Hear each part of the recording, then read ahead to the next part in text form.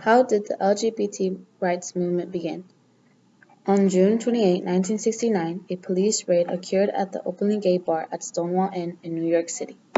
Customers in the bar became angry because of the amount of abuse caused by the police that they started to protest their rights.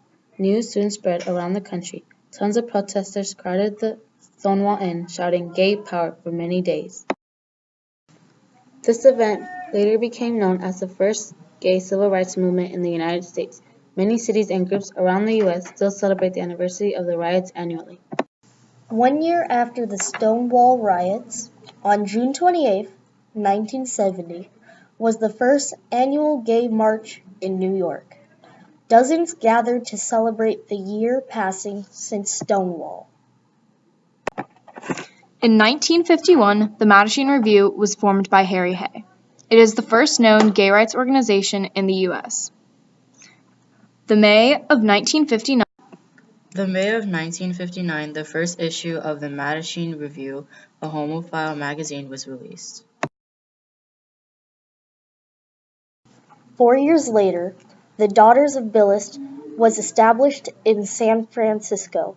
This is the first lesbian rights organization.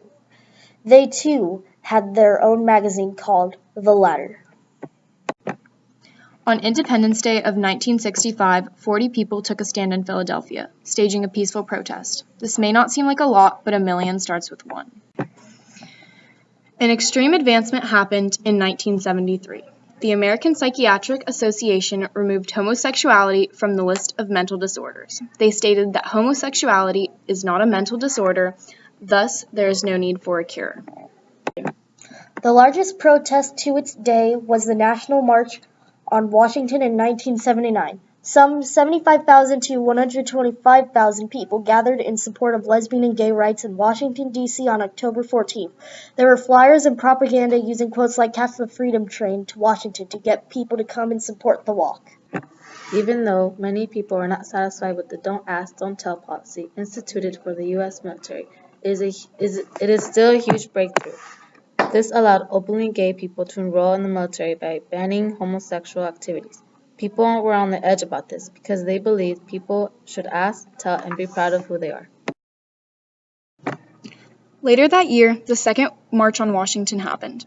This time, on April 25th, there were anywhere from 800,000 to 1 million people participating. What an amazing turnout.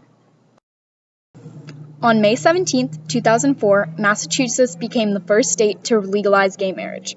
3 years later, the House of Representatives approved a bill ensuring equal rights in the workplace. This includes equal pay, standards, and treatment in any place of employment. The biggest breakthrough yet happened on May 2, 2013, when both houses passed the law legalizing gay marriage in the U.S., which went into full effect on August 1, 2013. LGTBQ rights is an important issue in today's society. Jared Polis, a U.S. representative of Colorado's 2nd State District, states, "Throughout history, America has symbolized equality of opportunity for people of all races, origins, and creeds, for anyone seeking a better life. Lesbian, gay, bisexual, and transgender people are denied many of the basic rights that most Americans enjoy. Not just adults are being discriminated, but also children are being bullied, harassed, and intimidated because of their sexuality. Many people in the LGTBQ community have faced multiple amounts of discrimination and abuse. The rate of suicide attempts is 4 times greater for their youth and 2 times greater for questioning youth than of straight youth. In a national study, 40% of transgender adults have reporting made a suicide attempt. 92% of these individuals reported having attempted suicide before the age of 25. It may not seem like there is much that we can do about this issue, but by treating everyone equally and right every day, you already are. Thanks for listening.